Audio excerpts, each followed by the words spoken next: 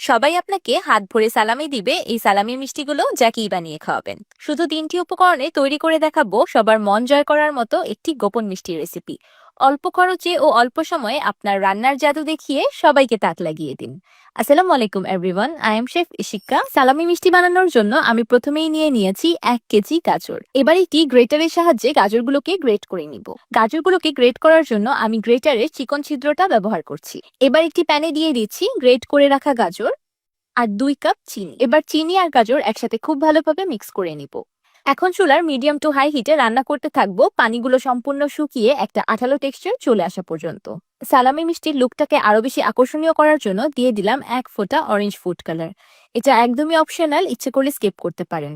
পানিটা সম্পূর্ণ শুকিয়ে মিষ্টির মিশ্রণটা আঠালো হয়ে এসেছে। চুলা থেকে নামিয়ে আমি মিষ্টির মিশ্রণটাকে একটি প্লেটে ট্রান্সফার করে দিয়েছি। এখন এটাকে ঠান্ডা করে নেব। এবার একটি বাটিতে নিয়েছি 1 প্যাকেট বিস্কিট। আমি বড় 1 প্যাকেট এনার্জি বিস্কিট ব্যবহার করছি, আপনারা আপনাদের পছন্দ অনুযায়ী যে কোনো বিস্কিট ব্যবহার করতে পারবেন। এবার আমি বিস্কিটগুলোকে ব্লেন্ডার জারে দিয়ে খুব ভালোভাবে ব্লেন্ড করে ফাইন পাউডার তৈরি করে নিব। ব্লেন্ড করার পর এখানে প্রায় 1.5 কাপের মতো বিস্কুটের গুঁড়া আছে। এবার দিয়ে দিচ্ছি গুঁড়ো করে রাখা বিস্কুটের পাউডার আর কিছু মিক্সড ড্রাই ফ্রুটস।